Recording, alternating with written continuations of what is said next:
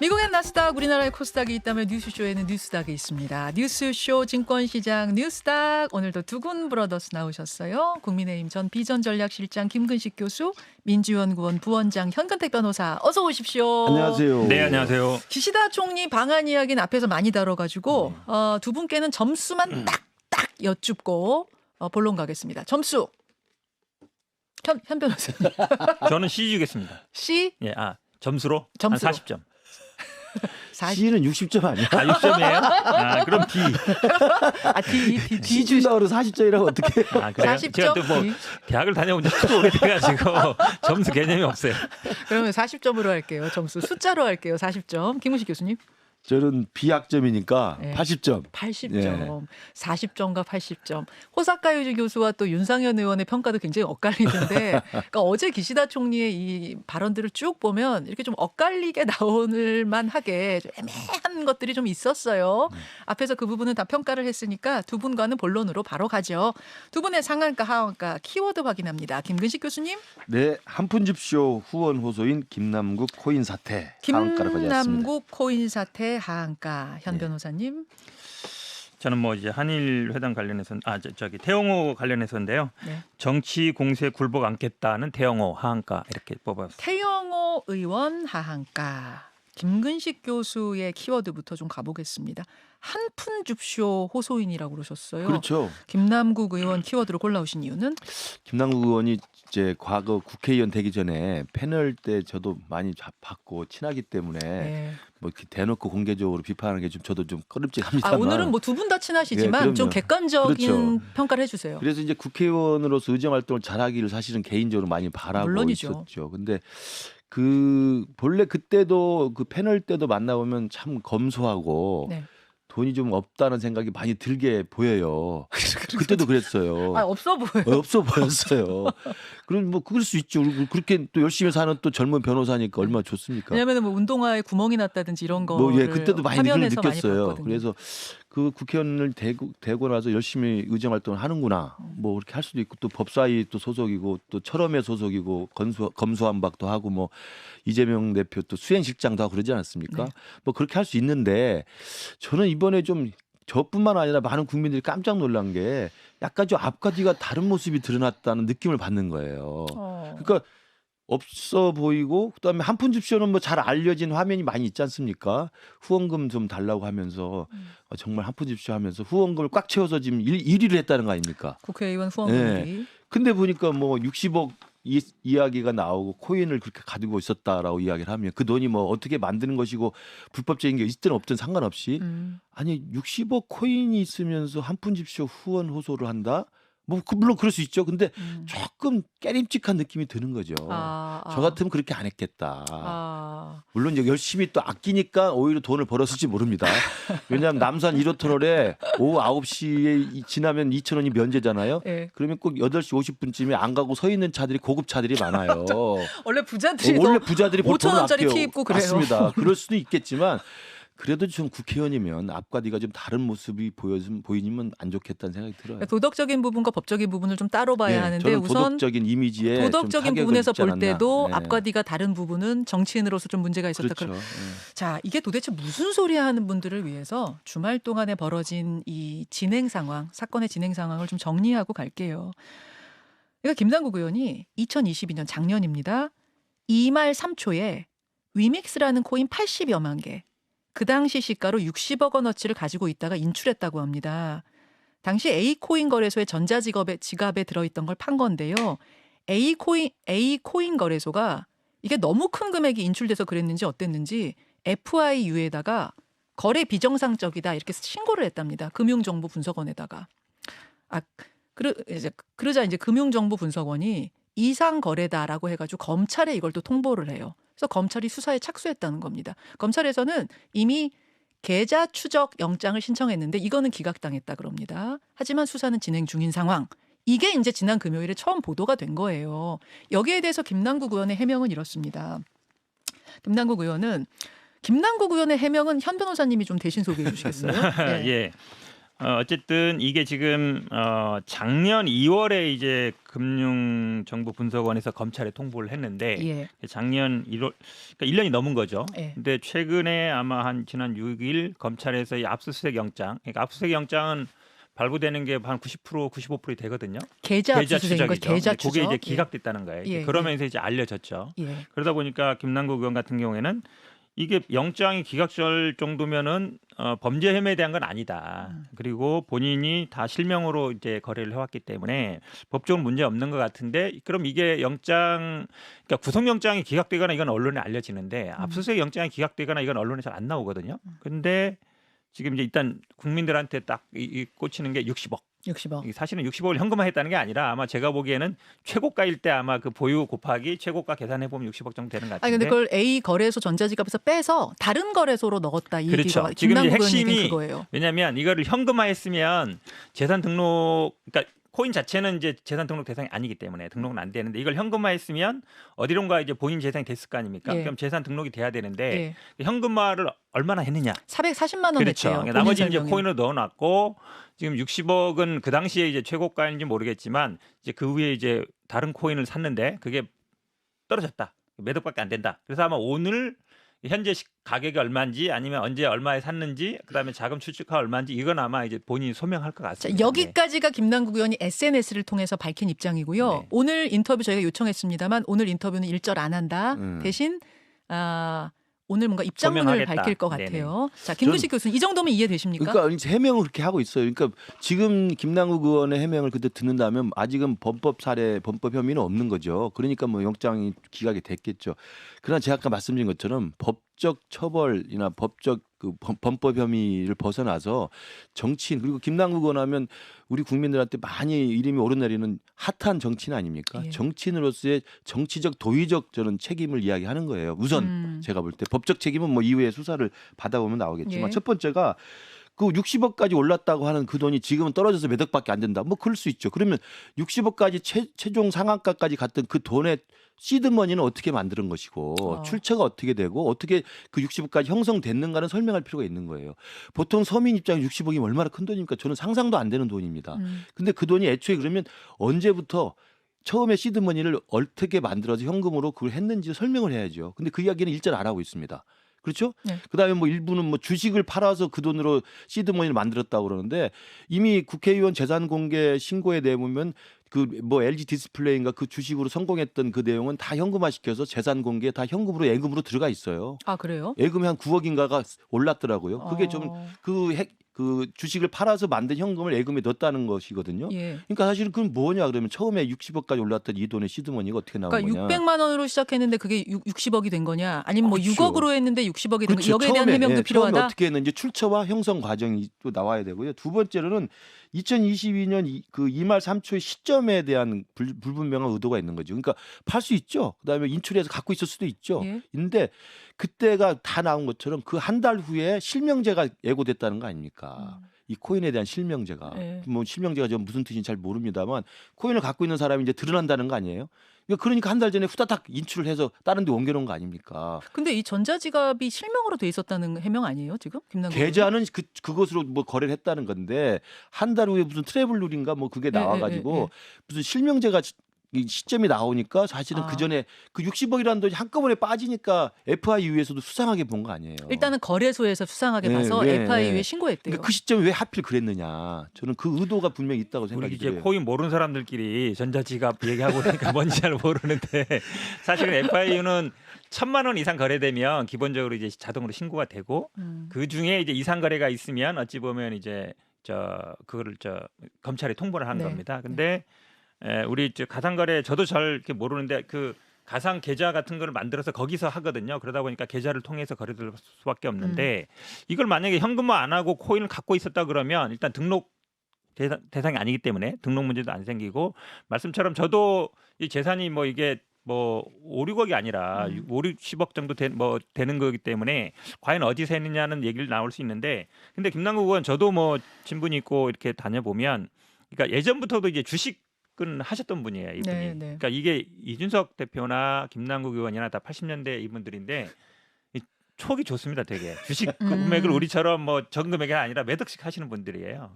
그다음에 이제 그래요? 코인도 하시고 어. 부동산도 하시고. 그러니까 이걸 단순히 그러니까 뭐 모르겠습니다. 그러니까 많기 때문에 코인 거래 자체가 불법은 아니에요. 그리고 재산이 많다고 불법도 아니고. 네, 근데 물론이죠.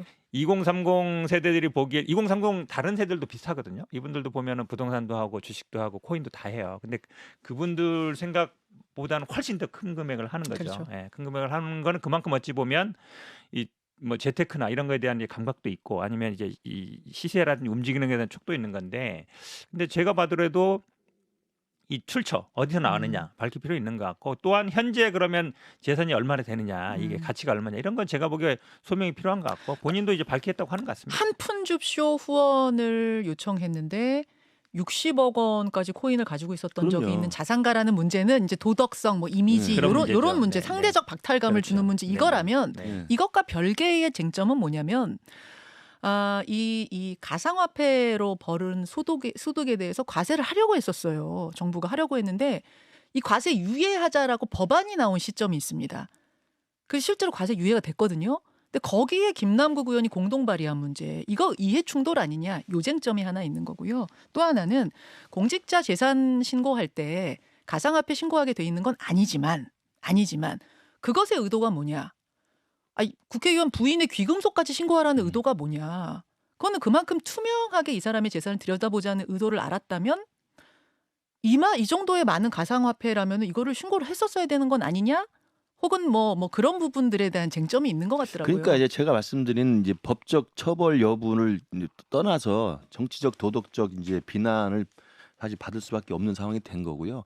그렇다고 해서 뭐 공직자 재산 신고 항목에 가상화폐가 없는데 일부러 자기가 비곤안에 써가지고 하진 않겠죠. 그러나 어쨌든 마음 한구석에 내가 60억까지 코인 있었던 사람이면 재산 신고할 때 이 부분에 대한 이야기는 어떻게든 소명을 할 필요가 있을 수도 아니 있다고 근데 봐요. 신고란에 없기 때문에 신고하지 않는다는 건 저는 국민의 입장에서는 앞으로 그 부분은 좀 보완해야 될 것 같아요. 보완해야죠. 보완해야죠, 당연히. 왜냐하면 부동산이 있는 걸 왜 우리가 그렇죠. 들여다보냐면 부동산 있는 건물 있는 국회의원이 혹시 거기에 관련된 법만 될까봐 그렇죠. 그거 국민들이 들여다보자는 건데. 이번에 여야가 아마 제도적으로 이거 개선해야 될 겁니다. 개선해야 가상화폐에 대한 돼요. 것들 신고 항목에 넣어야 되고요.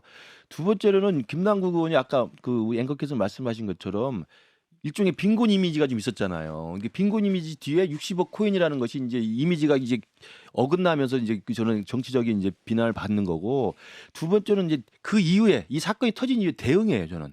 이 사건 이후에 태도도 청년 정치인답게 그러면 아까 우리 현근택 변호사 말한 것처럼 우리 청년 정치인이지만 어쨌든 우리 젊은 세대들은 이런 주식이나 코인 투자 많이 합니다. 그리고 죄송합니다. 제가 그동안 이렇게 했습니다. 사실 코인 투자 이렇게 많이 했습니다. 그래서 좀 정치적인 어떤 도덕적인 죄송함이라도 먼저 말을 하는 게 저는 예의라고 생각합니다. 특히 젊은 청년 정치인이기 때문에. 근데 대응하는 방식이 법적으로 하자 없다. 이거 검찰의 기획이다. 아무 문제 없다. 이렇게만 이야기를 하기 때문에 사람들이 볼 때는 물론 법적으로 문제 없을 수 있겠다는 생각을 하면서도 대응 태도의 첫 번째 방식은 일단 죄송하다는 이야기가 나왔어야 된다고 저는 생각을 해요. 오늘 뭔가 입장 정리가 좀 그렇죠. 되는 오늘 나올 건가요? 것 같습니다. 오늘 아니, 월요일이니까? 저도 김남국 의원 이렇게 많은지 몰랐어요. 그러니까. 저도 지방 상대적 가서 뭐 박탈감? 같이 자보기도 하고 뭐 술도 마셔보고 이러는데 전혀 그런 티 안 나거든요. 되게 이렇게 돈 검소하고. 많았으면 좀 쏘지 뭐 그래 이러지 그러시면 좀 산악할 걸 그랬는데 항상 만나면 빨리 장가 가야지 안정적으로 살아야지 이랬는데 안정적으로 살아요. 근데 사실 이해 충돌 문제는 생길 수 있어요. 지금 이제 본인은 찬성표를 투표 안 했고 뭐 다주택자 문제도 얘기하는데 결국은 입법 활동 자체가 뭐 그 법으로 얘기하는 건 아니고 본인의 이해관계 걸린 게 아니냐. 이해 충돌은 아니라고 보세요? 약간 될 수 있다고 봐요. 왜냐하면 지금 법 규정으로상 입법 얘기를 하는데 결국은 예를 들어서 우리가 다주택자 뭐 예를 들어서 과세 유예한다든지 그런 다주택자가 만약에 발의했다 이러면 이제 약간 충돌 문제가 생기는 거예요. 그러니까 물론 당시에 분위기는 여야를 막론하고 거의 유예하자는 입장이었고 언론도 대부분 유예해야 된다. 왜냐하면 그 당시에 막 떨어지는 과정이었고 네. 특히 선거 국면에 2030들이 그 요구를 많이 했어요. 그러다 보니까 그런 분위기가 또 맞는 것 같은데 그래도 약간 좀 문제는 생길 것 같다 이런 생각이 들고요. 그다음에 지금 이게 물론 당내에서도 이 고민은 있습니다. 지금 이제 지지율도 많이 떨어지고 있고 특히 이제 돈봉투 사건 나오면서 이걸 어떻게 우리가 못했어요 당에서. 네. 그러니까 이게 밝힐 수가 없다 한계도 있었는데.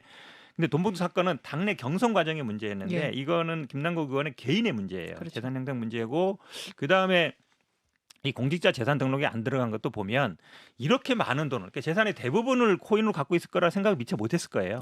대부분 이제 부동산, 주식도 많지 않거든요. 우리나라 대부분 기성세대는 대부분의 재산이 70~80%가 다 부동산이에요. 어쩌다가 주식 좀 하고. 그리고 국회의원들은 주식은 또 처분하잖아요. 그렇죠. 자기가 근데 국회의원 이제 되면. 코인으로 이렇게까지 많은 네. 재산을 갖고 있을 거라 생각을 상상도 못했으니까 안 못한 나온 거죠. 것 같은데 제가 보더라도 이게 이제 넣을 필요가 있다고 봅니다. 자, 요 이야기는 뭐 오늘로 마무리가 될 것 같지는 않아서 일단 여기까지 하고 현근택 변호사의 키워드로 넘어갑니다. 태영호 의원 하한가. 그렇죠. 오늘 국민의힘 윤리위 열립니다. 일단 어떻게 전망하세요? 일단 윤리위는 열리는데 이제 최고위는 안 열린다 그러더라고요. 그렇죠. 네, 최고위 안 열리는 걸 생각해 보면 뭐 김재원 최고위원이야 조용히 있겠지만 태용호 최고위원 또 나와가지고 네. 왜 내가 이런 문제가 있고 막 이럴 거 아니에요. 그러니까 이제 김재원 최고위원이 최고위 안 나오는 걸로 본인이 안 나온 걸로 했는데 지금은 이제 최고위원회 자체를 안 열고 있어서 이걸 그러면 예를 들어서 앞으로도 계속 언제까지 안 열 수 있는가? 태용호 의원이 자진 사퇴 안 하는 최고위원은 계속 열 거 아니에요. 그럼 나와가지고 계속 이제 내가 뭐 잘못했는데 마이크 앞에서. 이러면 이제 이상해지는 거잖아요. 그래서 최고위를 최고위 안 여는 계속 거죠. 이제 안 네. 열게 될 수도 없을 것 같고, 근데 징계위는 아마 오늘 결론 안 날 수는 있는 것 같아요. 예, 보통 징계위원 열면 소명 듣고 그 다음에 이제 열게 되는데 제가 보기에 뭐 그래도 김재원 최고가 좀 수혜를 받는 것 같아요. 원래는 5.18 뭐 공약이 별거 아니다 이랬을 때 네. 김재원 최고 당장 1년 징계해야 된다 막 이랬거든요. 예. 근데 태영호 의원이 갑자기 막 치고 올라오면서 태영호 의원은 굉장히 이제 김재원은 최고가 묻혔어요? 김재원 최고는 이제 좀 약간 살아나는 분위기 아닌가. 약간 오히려 수혜를 받는 느낌이 좀 들어요. 근데 오늘 이제 윤리위원회가 열리고요. 오후에 열리면 이제 소명 절차를 받습니다. 그러면 이제 두 당사자가 나와 소명을 하고 오늘 결론이 안 날 수도 있지만 밤늦게 결론이 날 수도 있습니다. 예. 저는 날 수 있는 가능성에 좀 무게를 두는데요. 어제 전주혜 의원이 네. 지금 윤리위에 참여하고 그렇죠. 있는데 부위원장이죠. 오늘 결론 날 가능성이 있다라고 있습니다. 말했어요. 왜냐하면 이제 5.18이 지금 다음 주면 5.18이에요. 그리고 우리 국민의힘 전 의원들이 다 광주에 내려가서 그 기념식에 참석을 해야 되는데 어쨌든 김재원 최고 5.18 발언 문제를 빨리 마무리를 해야죠. 그때까지 끌고 갈 수는 없는 거 아니겠습니까? 그래서 아마도 오늘 윤리 열리면 밤늦게라도 저는 결론을 낼 가능성이 높다고. 어떻게 날 것 같습니까?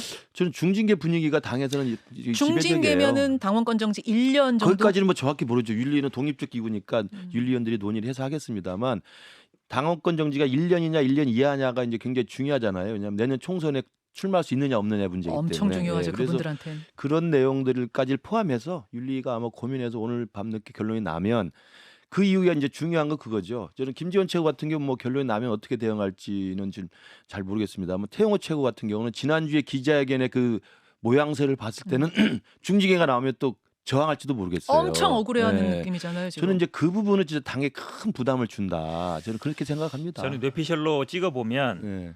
김재원 최고는 6개월, 태영호 최고위원은 1년 이렇게 나지 않을까. 왜 왜 그러냐면 달라요?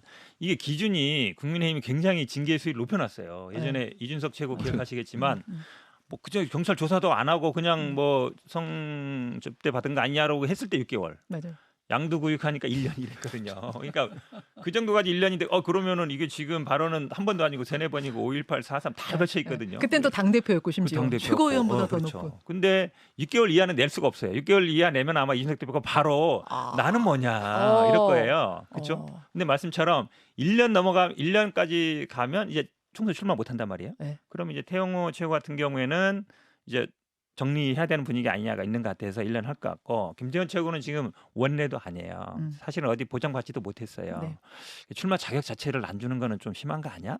이렇게 갈 가능성이 있지 않냐? 이건 저는 뇌피셜이에요. 하하. 근데 이제 문제는 이게 중징계든 뭐 그 징계 수위가 어떻게 될지는 뭐 봐야 됩니다만 자진 사퇴 모양새로 하는 게 제일 깔끔한 거죠. 우리 당의 입장에서 보면. 왜냐하면 당의 그럼 대부분의 절대 분위기는 그럴 일은 자진 사퇴 그럼요. 요구예요. 그래서 자진 사퇴 이야기가 나올 수밖에 없는 게 뭐 6개월이든 1년이든 한 다음에 그 기간이 지나면 다시 복귀가 되잖아요. 네. 그럼 6개월 뒤에 태영호, 6개월 뒤에 김재원 최고를 다시 또 그럼 회의석상에서 또 마이크가 나오는 거잖아요. 그러니까 그렇죠. 당으로서 계속 부담해요. 총선을 앞두고 있는 상황인데. 자진 사퇴 할 것 같지 않은데요. 그래서 지금 절대 안 당으로서는 할 것 답답한 거죠. 자진 사퇴를 하면 본인에게는 좀 억울할지 모르더라도 당을 위해서 깔끔하게 퇴로를 열어주는 것이고 그러면 재선거가 가능하잖아요. 2명의 최고위원자를 또 새로운 인물을 채울 수가 있어요. 그러면 그 다음에는 이제 이 태영호, 김재원 리스크는 없어지는 거잖아요. 근데 자진 사퇴를 안 하고 6개월에도 1년이 더 하면 그 6개월 1년 뒤에는 다시 그 사람들이 복귀가 되는 거란 이게 말이에요. 사실은 국민의힘 이제 당헌 당규 저도 그 이제 공부하는 모드로 다시 들어가야 되는데 옛날처럼 일각에서는 이런 얘기를 하더라고요. 6개월 받아도 네. 최고위원 자격 유지된다. 이런 그렇죠. 해석론도 있어요. 6개월 맞아요. 자격은 유지가 되고 네. 그 회의에 나오지만 못하는 거 아니에요? 아니 자격이 있으면 회의에 나올 수 있죠. 아 그런가? 네. 그래서 이거는 제가 보기에는 저는 잘 모르겠는데 당헌을 한번 찾아봐야 되는데 예를 그렇지 들어서 않죠. 당원권 정지 원래 정지되면은 예. 그 자격도 상실되는 거 맞거든요. 예. 원칙적으로. 그러니까 이준석 대표도 당 대표 자격이 상실된 거잖아요. 아 그래서 왜 못 나왔네 그러고 보니까. 그렇죠. 못 나왔죠. 못 나왔네. 근데 일각에서는 또 예, 예. 다르다. 최고위원은 이런 최고위원은 얘기도 있어요. 다르다? 그래서 그건 아마 좀 해석 이제 당헌 당규 공부해봐야 자꾸 될 것 당내 같아요. 분란을 부추기는 그 뇌표질 이야기하니까 말도 안 되는 이야기예요. 사실 그 당헌 당규 지난번 열심히 공부했거든요. 이게 다시 한번 찾아보려고 그러고 있어요. 제가 여기서 궁금한 건 제가 지난주에 뭐 휴가였는데 보니까 태영호 의원 그 녹취록이요. 네. 허언이었다 이러는 것 같더라고요. 태영호 의원이. 네. 이 부분은 어떻게 이게 보시... 허언이 돼야 돼요. 잠시만요. 네. 잠시만요. 요 얘기 한 5분 정도 네네네. 괜찮으시면 본방송 후에 네. 미니 댓글쇼로 두 분과 함께 조금 더 풀어가 보겠습니다. 두 분 고맙습니다. 네, 고맙습니다. 감사합니다. 자, 김문식 교수님, 현근태 변호사님 남아주셔서 고맙습니다. 네. 예, 남는 건 좋은데 뭐 댓글쇼에 댓글 보면 제 욕이 하도 많아. 아 그래요? 좀 욕 먹으면 오래 산대요. 그래도 욕 먹기 싫어요. 오래 부담스러워요. 사시면 돼요. 오래 사는 쪽을 택하겠느냐, 욕 안 먹는 쪽을 택하겠느냐. 욕 안 이런. 먹는 쪽이 낫습니다. 욕도 안 드시고 오래 사시겠네요. 정치는 그래도 욕이라도 받으면서 관심 받는 게 낫다. 뭐 자기는 뭐 욕 안 받는 것 같네. 욕 먹죠 저도. 아니 근데 제가 딴소리긴 한데 정치인들은 어쩔 수 없이 악플을 받는 게 숙명이잖아요. 아, 그렇죠. 뭐 어느 진영에 있든 간에 네. 진영에 속해 있으니까 반대 진영으로부터 엄청 욕을 먹게 되는데 좀 무감각해져요. 어때요, 현 변호사님? 어때요, 김구식 교수님? 저는 이제 아예 댓글을 잘 안 봅니다. 안 아. 보고 무감각해지는데 음. 그래도 이제 저는 지역에서 행사 같은 것도 지역의 사람들 주민들 만나야 되잖아요. 네, 네. 만나서 인사드리고 그러면 꼭 이제 악수를 내밀었을 때 손을 거부하는 분들이 한 분도 좀 계세요. 그럴 때는 막 상처를 받죠. 악플보다 이제 그렇게 행동으로 하시는 악플이 안 보면 되는 거니까. 아, 그렇지. 그 지난 일요일에도 저 행사 때문에 갔는데 다 또 반겨주시고 또 네. 이렇게 격려해 주시는데 한 분이 이렇게 탁 돌리더라고요. 다가 몇 분이에요, 다가? 거의 다 굉장히 저 지지세가 좋아요. 지금 내년에 반드시 이깁니다. 분위기는 확실히 바뀌었는데 아, 꼭 한 분이 그렇게 한 분이. 그런 마인드가 상처 딱 필요해요. 받죠. 네. 거기 너무 또 개념치 마시고. 근데 주눅 들지 마시고. 개념하게 그 말을 막 하세요. 상처 받죠. 그럴 때. 저도 뭐 변호사님. 비슷해요. 저도 악플 뭐 댓글은 잘 안 보는 편이고요. 어. 그다음에 누가 이제 뭐 캡처해서 보내주면 보는 정도인데. 누가 또 그 뭐 캡처해서 캡처해서 그걸- 그런 사람이 있어요. 그걸. 아니 우리 또 집사람은 신경 쓸 때 있더라고요. 그럴 때 있는데, 근데 이제 저는 행사장보다는 저도 무슨 탄핵 서명 운동이나 이런 걸 해보면 네. 막 와서 소리 지르고 좀 연세 드신 분들 중에 뭐 음. 빨갱이, 뭐 북한가라, 북한가라. 막 이렇게 소리 지르고 그냥 이렇게 단순히 치는 게 아니라 막 이런 분들이 있어요. 네. 꼭 간혹 있는데. 네. 그럼 이제 그냥 가십시오 이러면 또 가다가 또 돌아와서 또 얘기하고 가다 돌아와서 또 하고 이런 분이 있어요. 서명도 몇 번 해보니까 지난번에 왔던 분이 또 와서 얘기하고 또 와서 얘기하고. 아니 마음에 안 풀리신 거지. 아, 그렇죠. 가다 보니까 더 한마디 더 해야 되겠네. 그러면 이제 만난 막 김에. 경찰도 오고 소리 지르고 막 이런 경우도 있는데 뭐 어쩔 수 없죠, 뭐 그거는. 그러니까 정치인의 숙명이기도 하고 또 그만큼 지지하는 분도 많으시니까. 네. 오늘 그 이야기를 하다가 본방송에서 마저 못한 것이 태영호 의원 이야기, 김남국 의원 얘기인데요. 태영호 의원의 녹취록.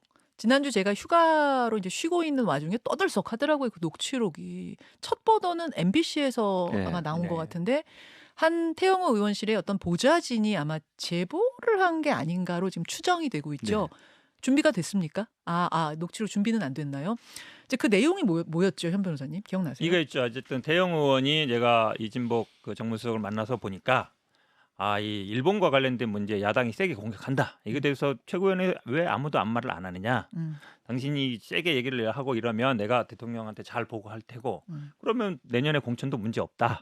그 얘기를 이제 듣고 오셨다고 해서 보좌진 앞에 그 얘기를 하는 거예요. 그 얘기를 딱 듣고 정신이 번쩍 들었다. 이진복 수석이 나한테 그러더라. 네, 내가 그 번쩍 얘기 들고 들었다 정신 그러면서. 번쩍 들었다고 그렇죠. 보좌진한테 얘기하는 걸 얘기한 거예요. 보좌진이 녹음한 거예요. 그렇죠. 그거를 이제 표한 건데 이게 단순히 이제 그냥 녹취 문제가 아니고 제일 중요한 게 뭐냐면 네.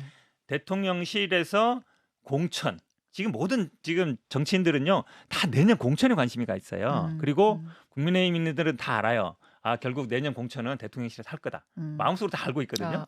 그거를 이제 밖으로 오픈된 거예요. 네. 결국은 대통령을 잘 커버치고 대통령 의조에 잘 따라가면 공천 받는데 유리하겠구나. 생각은 다 하고 있어. 근데 그게 이제 나온 거잖아요. 녹취록이 녹음으로 나와버렸어. 나온 거죠. 근데 이게 중요한 문제는 뭐냐면 이게 만약에 다 마음속으로는 그럴 것이다라고 생각을 해요. 예. 근데 외부적으로 이게 꼭 사실일 거야라고 얘기하는 순간 예전에 이제 김무성 대표 도장 들고 나르샤 그 상황이 되는 거예요. 그렇죠. 청와대에서 막 명단 내려오고 예, 예. 여기서 막 거절하고 어떻게 하지? 그렇지 않아도 김기현 대표 세워놨더니 음. 대통령실 뜻 따라서 그대로 공천하는 거 아니야? 음. 명단 내려오면 다 잘리는 거 아니야? 이 두려움이 있는데 예. 그러니까 이거는 무조건 사실이 아니라야 돼요. 허위라야 돼요. 이걸 사실이라고 하는 순간 대통령이나 정무수석은 당장 공직선거법 위반이 문제가 돼요. 선거에 대통령이 그렇죠. 개입하면 공천에 그걸로 관여하는 거 탄핵 사유가 그렇죠. 박근혜 됐었을 전 대통령이 정도 일이니까. 공천에 관여하다가 징역 2년 받은 거잖아요. 엄청난 그 당시에 일인 윤석열 중앙지검장이 수사를 했고 네. 그러니까 이거는 무조건 허위라야 돼요. 무조건. 허위가 안 되면 안 되는 거예요. 그러니까 다 아니라고 하고 징계에서도 분명히 이게 사실이 아니기 때문에 징계다 이렇게 갈 거예요. 그럼 태영호 의원의 해명은 그냥 내가 보좌진들한테 허언한 거다 이거예요. 허언? 그거 제가 좀 설명을 드릴게요. 예. 그러니까 거짓말을 한 거라고 이제 해명을 했죠. 그러니까 이진복 수석이 그런 말을 한 게 아닌데 자기 보좌진들이 하도 내년 공천을 걱정하니까 그 보좌진들을 안심시키기 위해서 아. 내가 그렇게 공천은 걱정 없다라는 식으로 이제 안심을 시키려고 독려한 거다. 거짓말한 거라고 이제 설명을 하고 있는 건데 지금 뭐 현근택 변호사 말한 것처럼 민주당이나 이제 반대쪽에서는 봐라 대통령실이 그렇게 하는 게 예상대로 역시 또 드러나지 않았느냐라고 공천 막 개입 아니냐? 하시는데 저는 그게 말이 안 되는 게 그 사실을 알고 있는 사람들이 다 알고 있는 그 정황이 다 있잖아요. 그러면 굳이 정무수석이 와가지고 최고위원한테 빨리 열심히 실드 쳐주고 말을 해주면 공천 걱정 없어라는 말을 합니까? 그러면 대통령실에서 저한테 말 안 해도 제가 열심히 잘해요. 그렇잖아요. 공천은 뻔한 건데 그런 상황에서 대통령실 정무수석이란 사람이 예. 그것도 최고위원한테 와서 직접적으로 예, 예. 그 제대로 마이크 좀 쓰고 그럼 제대로 보고하면 공천 걱정 안 하니까 그렇게 하세요. 저는 그렇게 말했다고 생각하는 그 사실 자체가 정말 말이 안 되는 거예요. 누구나 다 이심전심으로 열심히 우리가 대통령을 위해서 또 대통령실의 또 여론을 또 우리가 잘 방어하기 위해서 노력해야 한다는 건 다 알고 있는 거 아닙니까? 그걸 뭐 말해줘야만 합니까? 그 저는 태영호 최고가 거짓말했다는 가능성이 저는 훨씬 더 신빙성을 주는 거짓말했을 거예요. 가능성이 크다. 국민의힘 분들이요 방송에서는 다 저렇게 말씀하시는데 사석에서는 다 아니야 라고 얘기해요. 아니, 아니 분위기가 김교수님이 사석에서- 그렇다는 게 아니라 그쪽 분들이 그렇다라고 그런 분이 얘기하는 더러 거죠. 왜 계세요. 그러냐면 태용 의원이 보세요. 그 얘기하고 최고위원 당선되자마자 만난 거잖아요. 네. 만나서 그런 얘기 듣고 보좌관들한테 얘기하고 그 다음에 계속 그런 얘기를 했어요. 우리 뭐 마이크에서? 독도 그렇죠. 독도의 일본 땅이라는 외교 청소도 아이고 호응한 거다. 윤석열 대통령 방일에 대해서. 그다음에 야당 이거 문제 있다. 계속 얘기하면서 그 기조에 쫙 맞게 갔단 말이죠. 근데 태용 의원이 아시겠지만 강남갑이라는 데는 그냥 공천 받으면 되는데요. 여기는. 그러니까 공천만 받으면 무조건 되는 거거든요. 그러니까 그거에 대한 이분이 왜 최고위원 됐겠습니까? 공천 보장받기 위해서 간 것이고 그다음에 된 다음에 만난 것도 아 내가 이렇게 됐으니까 도와주십시오 이거잖아요. 그렇게 본다 그러면 사실은 이거는 제가 보기에 김기현 대표 체제가 들어설 때부터 충분히 예견된 거다. 왜냐하면 공천을 대통령실에 영향 없이 할 거라고 생각하는 사람 아무도 없어요. 국민의힘에서는 적어도 제가 보기에는. 그러면 당연히 문제될 수밖에 없는 거고 그러니까 결사적으로 이걸 아니라고 해야 되는 거예요. 거짓말이 될 수밖에 없는 아니 상황이 거짓말이 아니라는 거 다 아는데 거짓말이라고 네. 계속 우기야 되는 거예요. 그러니까 안 이게 우기는 상황을 순간 이제 당내 제가 거짓말쟁이에요라고 할 수밖에 없는 구분해봐야 상황이 되는 됐다. 상황 구분. 그러니까 어느 정당이나 집권 여당은 그 집권 정부 그러니까 그 대통령실하고 공천을 관련해서 상의를 하는 거예요. 그 민주당 때도 마찬가지예요. 그건 다 기정사실이죠. 그러나 이제 지난 박근혜 대통령처럼 그걸 특활비를 갖고 와서 그 돈으로 여론조사까지 해가면서 공천에 개입하는 그런 사실적 행동이 드러나면 위법이 되는 거예요. 그것이지 집권 여당이 어떻게 대통령하고 상의하지 않고 공천 문제를 하겠습니까? 자, 알겠습니다. 이 부분, 그러니까 태영호 의원은 내가 그냥 허언처럼 보좌관들한테 한 이야기다 이거고 민주당에서는 그랬을 리가 없다. 이건 대통령실이 이렇게 말로 나 쉴드 치지 않으면 공천 안 줘. 좀 이렇게 협박하고 있는 거 아니냐 지금. 민주당이 그런 게 아니라 국민의힘 내에서도 그렇게 생각하는 분들이 많아요. 그러니까 정무수석이 직접 면전에 대고 그런 말을 하는 것 자체가 너무 부자연스러운 거짓말이에요. 제가 보기엔 자연스러워 보이는데. 아이 그렇잖아요. 너무 자연스러워 보이는데. 아무도 그렇지 않아도 다 알아서 해요. 뭘 일부러 이야기합니까? 자, 오늘 이제 징계 여부는 아마 그런 쪽에서 이제 판단이 될 거고 그 또 하나 제가 이제 궁금한 거 뭐 본방송에서는 질문 못 드렸지만 솔직히 궁금한 건 뭐냐면 태영호 의원실 분위기가 예. 어떠했길래 보좌관이면 진짜 한 몸 아니 한 패밀리 아니에요. 근데 거기서 지금 이 녹취록이 새 나갔다는 게 왜? 제가 이제 같은 당협위원장이니까 태영호 의원 이제 당협위원장 회의할 때도 보고 뭐 우리들 회의하면 이제 예. 발언도 하고 우리 서로 그러는데 예. 굉장히 열심히 하세요. 태 그러니까, 의원이. 예, 그러니까 태 의원이 열심히 한다는 건 제가 어떻게 하냐면 예. 지난번 선거할 때 랩송을 뭐 이거를 이 북에서 오신 분이 그 연세에 그렇게 열심히 해서 하는 거 보고 전 깜짝 놀랐어요. 당 활동을 굉장히 열심히 합니다. 예. 특히 현역 의원이고 강남갑의 그 국회의원이면 지역의 당협 활동을 그렇게 세게 하지 않아요. 그다음에 우리 한국의 정치 문화에서 정당의 당협위원장의 당협 활동은 사실은 그냥 최소한의 활동만 하고 저처럼 원해야 열심히 뛰어다니지만 그래도 사실은 뭐 행사 좀 하고 사람들 만나서 인사드리고 이런 건데 이분은 제가 그때 보니까 정말 북에서 하는 당 사업 방식에 버금갈 줄은 합니다. 그러니까 북에서 뭐 토요 총화, 뭐 주말 통화 해야 되죠, 뭐 수요 강좌 듣죠, 뭐 서로 아침마다 사실 노동신문 가지고 서로 그 해독하고 이러거든요. 이제 그 정도까지는 아니지만 제가 북한을 해봤기 때문에 아는데 예. 북한식 당 사업 방식으로 굉장히 이신작칙이라고 그러는데 자기 북한 말 이신작칙, 내가 먼저 모범이 돼서 예. 사람들을 끌고 간다 이런 게 있어요. 그런 자세로 현역 국회의원이 열심히 하니까 보좌진들도 따라올 수밖에 없죠. 예. 근데 그게 우리 젊은 MZ 세대들 보좌진이라든지 또 한국에서 이 보좌관이나 국회의원 회관을 다니는 것을 직장으로 생각하시는 분들한테는 이신작측의 이 당 사업 방식 이 굉장히 부담스럽죠. 저는 그런 생각이 들었거든요. 근데 아니나 다를까 그런 분위기가, 그러니까 태영호 최고가 무슨 갑질을 하거나 무슨 뭐 부당한 지시를 하는 게 아니라 북한식 당 사업 방식이 우리 한국의 의원회관은 안 맞는 아니 거죠. 열심히 그냥 하니까 보좌진도 같이 열심히 하겠는데 그게 너무 힘들었다. 그럼 그만두면 되는 거 아니에요, 그냥. 그래서 자주 바뀐 측면이 있습니다. 근데 그냥 열심히 하는 게 힘들었다 정도가 아니라 뭐 좀 혼내키거나 그런 건 아니에요? 그런 것 같지는 않아요. 그건 제가 아니에요? 볼 때. 그런 분은 아닌 것 같고. 근데 너무 당 사업 방식을 하니까. 근데 지금 언론 보도에 의하면 뭐 월화수목 금금금 일한다. 그다음에 뭐 그 말씀처럼 얘기하면은 뭐 자아 비판 같은 거를 하게 한다든지 아니면 이러다 보니까 이게 계속 나오는 게 아닌가. 지금 나온 게 단순히 지금 뭐 녹취록뿐만 아니라 뭐 지금 시도의원 시구의원 지방의원들이나 지인들 통해서 쪼개기 후원한 거 아니냐 얘기도 사실은 내부에서 아니면 알 수 없는 얘기예요. 그렇죠. 그다음에 지인들을 그 뭐 보좌관이나 아니면 무슨 인턴 이런 걸로 채용한 거 아니냐. 근데 또 추가 나온 거 보니까 고등학생들을 그런 걸로 이게 해서 그 경력으로 또 뭐 대학 가는데 뭐 사용했다 이런 것도 나오고 있거든요. 이거는 굉장히 어찌 보면 그 내부에서 아니면 알 수 없는 내용들이에요. 네. 근데 그 내부 내용들이 이제 계속 나오고 있잖아요. 네. 그만큼 어찌 보면 그 보좌관이나 이분들 사이에서도 좀 그동안 자기가 당한 게 있다든지 아니면 그런 게 좀 억울하다든지 이건 문제가 있다든지 생각하는 거거든요. 왜냐하면 보좌관이라는 게 아시겠지만 의원하고 거의 같이 공동 운명체인데 공동 운명체죠. 그렇죠. 근데 이런 정말 얘기들이 계속 가깝던데, 나오는 거 다들. 보면 그동안 뭐 좀 어찌 보면 갑질이라든지 아니면 MZ 세대에 좀 안 맞는 그런 행태들이 많이 있었던 것 같습니다. 알겠습니다. 오늘 태영호 의원에 대한 징계, 김재원 최고에 대한 징계가 어떻게 결론이 날지 혹은 뭐 오늘 결론 안 나고 한 번 더 이어질지 이거 좀 보시면 되겠고요. 김남국 의원 얘기도 잠깐만 하고 현근식 변호사님 얼굴이 좀 어두워지시는데 그냥 끝나는 게 아니고 그 얘기도 조금만 더. 저는 되게 복잡한 게 뭐냐면 김남국 의원 SNS 있어요. 주말에 김남국 의원 SNS 캡처한 거 없어요. 그러니까 지금 드러난 팩트, 확인된 팩트만 제가 정리해 드릴게요. 팩트가 2022년 작년 1월에서 2월 사이에 김남국 의원이 가지고 있었던 위믹스 코인 80여만 개가 60억 원까지 쳤대요. 예, 요거 팩트예요. 그것을 2월 3일 한 달 뒤죠. 2말 3초 정도에 일단 A 가상화폐 거래소 전자지갑에서 전량 인출했대요. 그러니까 일단 뺐어요.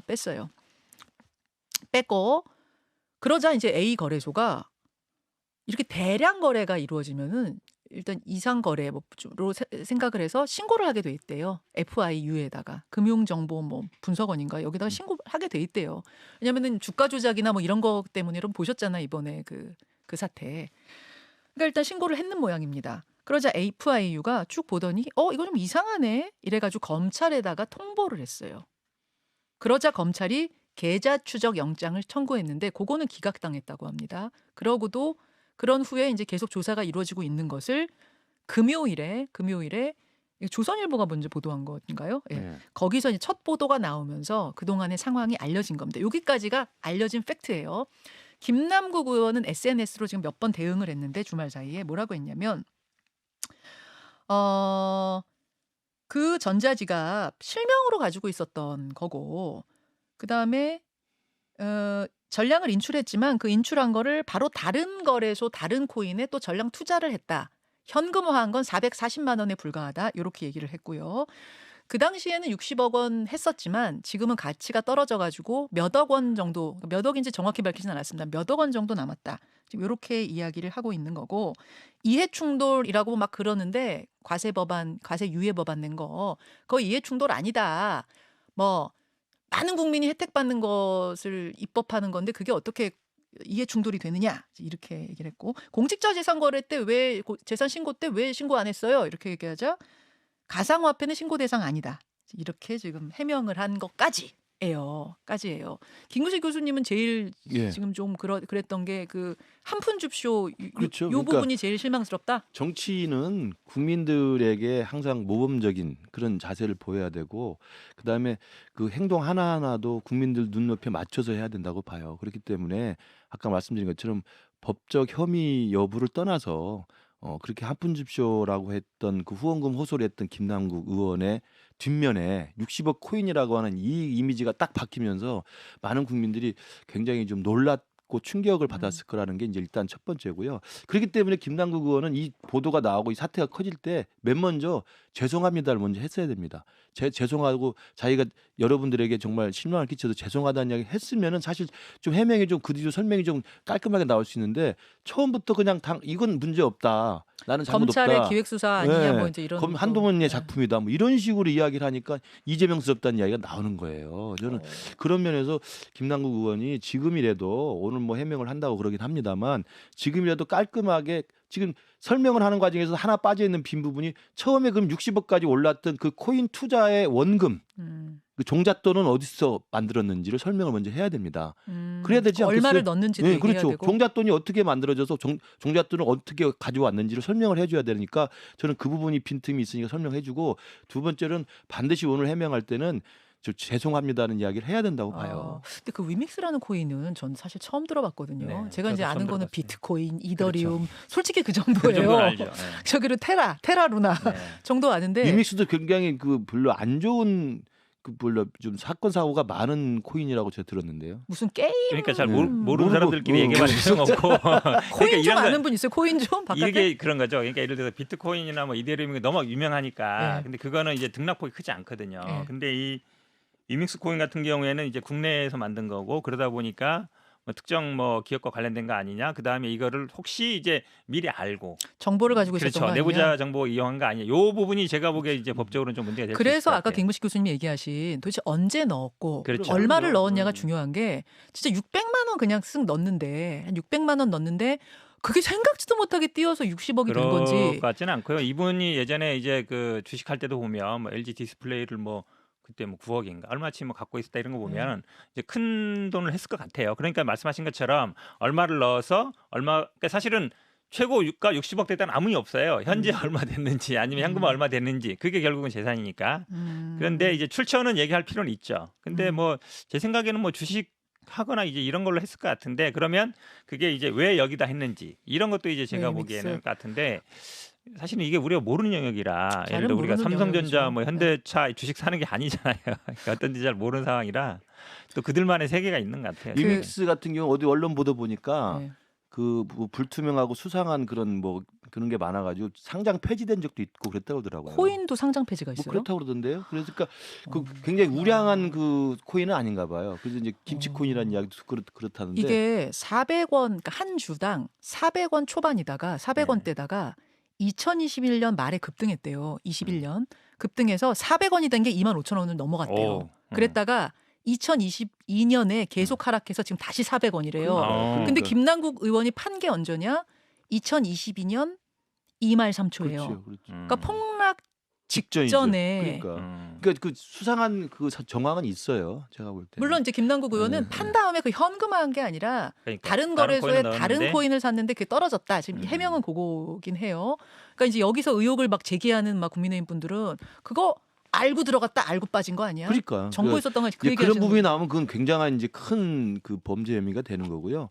그렇지 않고 뭐 했다고 한다면 이제 우연의 일치인데 그런 시점 같은 것도 이제 결국은 해명을 오늘 하거나 해명을 보면 저는 조사를 해야 될 거라고 이게 봐요. 저도 뭐 자꾸 이준석 대표 얘기하는데 이준석 대표도 옆에서 이렇게 코인 하는 거 이렇게 보면 현 변호사님 옆에서 해요? 아니 그 모르겠습니다. 뭐 아니 근데 촉이 좋은 게 이분들이 그러니까 내부 정보를 알고 이게 아니라 그 알고리즘이나 이런 거를 프로그램 하거나 아니면 이렇게 해서 우리가 상상하지 못하는 방식으로 하더라고요. 그러니까 그게 어찌 보면 빠른 거죠. 그러니까 좋게 보면 촉이 빠른 거고 안 좋게 보면 이제 내부 정보 이용 아니냐 이렇게 볼 수 있는데 근데 제가 보기에는 촉이 좋은 거랑 예. 내부 정보를 아는 거랑은 다르죠. 완전 다른 거예요. 다른 거죠. 주식에서 예. 생각해 보면 내부 정보 아는 거하고 촉이 좋아서 내가 근데 분석해서 들어가는 건 코인은 이제 달라. 상장이라는 제도가 없어요. 예. 그러니까 어떤 거래소에서 거래를 안 거래소 하면은 폐지. 끝나는 거예요. 근데 그렇죠. 거래소가 수십 개 있고 막 외국에도 있고 있기 때문에 어떤 거래소에서는 거래가 되고 어떤 거래는 안 되는 거라 이제 그거는 큰 상관은 없는 것 같아요. 근데 저도 사실은 궁금해요. 얼마에 사서 얼마에 있다가 얼마 됐는지는. 그러니까 민주당에서도 지금 뭐 막 무조건 쉴드 이런 게 아니라 조사해 보겠다. 일단 이야기 본인의 들어보겠다. 해명을 들어보는 순서겠죠. 그런 그리고 거죠. 거기에 예를 들어서 어떤 문제 소지가 있거나 이거면은 그거는 이제 그 다음에 아마 좀 뭐 문제인 것 같습니다. 위믹스에 대해서 밖에서 그 사이에 좀 발빠르게 조사를 해주셨는데 하트 PD 얘기에 따르면 현재 1,291원, 그러니까 400원까지 다시 쳤다가 1,291원까지 올랐고 지난해 12월에 거래소에서 폐지됐다가 그렇죠. 한번. 한 2달 만에 일부 거래소에 재상장되면서 1,291원까지 간. 그러니까 굉장히 이 폭이 큰 주식인 것 같긴 합니다. 자, 여기까지 일단 보면서 아니 근데 참 김동국 의원 나이가 30대 아니 이제 40대 40대 되셨나요? 초반. 그렇죠. 40대 82년생이니까 40대 와. 초반. 만 둘인가 막 그럴 거예요. 코인으로 저 이게 참 이게 다른 거예요. 아, 제가 우리는 80년대 이준석 대표는 그보다 조금 두세 살 더 많은데 그러니까 부동산, 코인, 주식을 예. 다 하는데 규모가 네. 우리가 생각하는 것보다 다 커요. 보면 두 분들이 공통점이. 그리고 보니까 재산 이 재테크에 대한 감각들이 예. 우리랑 완전 다른 거죠. 어른들은 맨날 아니 우리는 진짜 코인이라는 게 겁나가지고 이게 24시간 돌아가고 막 올라갔다 내려간 여기다가 돈을 넣는다 이게 참 쉽지 않은 일인데 그러니까 젊은 세대들은 다른가 봐요. 우리가 열심히 벌어서 열심히 저축하고 또 필요하면 좀 대출 받고 이렇게 살아봤는데 참. 이게 그래서 이게 폭발력이 있는 게 왜 그러냐면 이제 2030 특히 남성들이 어찌 보면 지난 선거 때도 굉장히 이제 민주당에 어찌 보면 뭐 이렇게 치명타를 안겼는데 그분들이 굉장히 관심이 많은 분야예요. 코인. 그렇죠. 코인. 왜냐하면 이제 부동산은 좀 가격이 높고 네, 주식은 이제 등락폭이 낮다 보니까 그래서 사실은 이 코인 문제가 선거 때도 굉장히 뜨거운 이슈였거든요. 뜨거운 이슈여서 굉장히 각 당에서도 아마 했던 건데 사실은 이제 상대적 박탈감을 느끼는 2030 특히 남성들이 굉장히 많을 거예요. 많을 거예요. 예, 게다가 그러니까 민주당 입장에서는 이게 굉장히 네. 이제 치명적인 거죠. 불법은 아니지만 그럼요. 국회의원이 하는 것과 그냥 보통 우리 국민들이 하는 것과는 또 좀 다르잖아요. 그리고 한 푼 줍쇼를 왜 해요? 그럴 필요 없죠. 그렇죠. 그러니까 2030한테 이게 약간 계층 간의 이동을 위한 사다리 같은 맞아요. 느낌 그런 식으로 좀 네네네. 인식이 됐다고 네. 하더라고요. 그렇죠. 약간 물론 돈 놓고 돈 먹기 같은 느낌도 있죠. 주식은 어떤 다 그런 건 아니지만 기본적인 개념은 기업의 가치를 보고 투자한다. 성장 가치. 근데 사실 주식은 지금 아니 코인은 거의 그런 게 없잖아요. 예, 초창기에 그 커뮤니티 이런 데도 보면 뭐 100억 벌고 빠졌다, 뭐 10억 벌고 빠졌다 이런 분들 글이 막 댓글이 막 수백 개 막 달리고 그래요. 그러니까 어찌 보면 이제 그런 모델 사람들도 있고, 근데 누군지 잘 모르잖아요. 커뮤니티 누군지 모르고 그래 사람들도 막 이제 그거를 하려고 따라갔던 건데 대부분의 청년이나 이런 분들은 오히려 이제 마이너스 난 분들이 많거든요. 오히려 집 샀다가 집값 떨어져, 뭔가 회복해 보려고 코인 했는데 오히려 떨어져. 그래서 이제 상대적으로 이거 내는 굉장히 안 되나 보다 이랬는데 이제 이런 모델이 딱 나오면 맞아요. 이제 돈 버는 사람 따로 있고 이런 사람 따로 있구나. 이제 이렇게 되면 굉장히 당 입장에서도 굉장히 곤란한 부분. 아까랜다. 예전에 장하준 교수가 나와서 코인에 대해서 얘기한 게 있어요. 이거는 사실은 투자와 투기의 중간 어디쯤인데 투기 쪽으로 솔직히 본다. 마이크 꺼지고 나선 더 솔직히 얘기하시더라. 이건 솔직히 투기로 본다 본인은. 그렇게 말씀하시던데 왜냐하면 주식하고는 좀 다르다. 이런 말씀하세요. 그런 상황이라는 점에서 민주당이 지금 사실은 좀 이 부분에 곤란한 대해 상황이죠. 곤란한 상황이다. 예. 무조건 실드라기보다는 해명 들어보겠다라는 입장, 조사해보겠다라는 입장이라는 것까지 전해 드리면서 두 분과 인사 나누겠습니다. 긴 시간 감사드립니다. 오늘 저 김현정 앵커께서 배가 별로 안 고프신 모양이에요. 쉬다 와가지고 에너지가 좀 오늘. 그러면 일부 후쿠시마 수산물 얘기해야 되는데 수산물 얘기 못했잖아요 지금. 후쿠시마 수산물 얘기 내일 또 할게요. 저희가 하겠습니다. 두 분이 그러면은 저희 뉴스쇼 커피를 좀 빌려드릴 테니까 화면 보시면서 한 두 분께 각각 두 분께 커피 쏘시면서 가시겠어요? 자, 현 변호사님. 잠깐만 다 이거 욕하는 것밖에 없어요. 김근택 아저씨 커피 주세요. 김근택. 이게 김근식하고 현근택 섞어놓은 거죠. 누구나 하나 걸려라 이런 네. 느낌이네요. 예, 그분께 한 잔 드리시는 겁니까? 또요. 그다음에 김근식 송파병 화이팅. 김근식 송파병 LHJ 화이팅. 예, 부처분, 한 분 드리고요. 또. 근시가 나 커피 좀 줘봐 한 분 있는데. 근식. 친구신가요 혹시? 몰라요. 현근택장. 예, 이렇게 두 잔씩 저희 현식이 커피로. 오빠. 근택이 현식이 오빠 괜찮다. 자, 그분까지 현식이 오빠까지 드리면서 저도 같이 인사드리겠습니다. 여러분 좋은 하루 되시고요. 저는 내일 다시 뵙죠. 두 분 고맙습니다. 네, 감사합니다. 고맙습니다. 고맙습니다. 네. 고생하셨습니다. 아이고.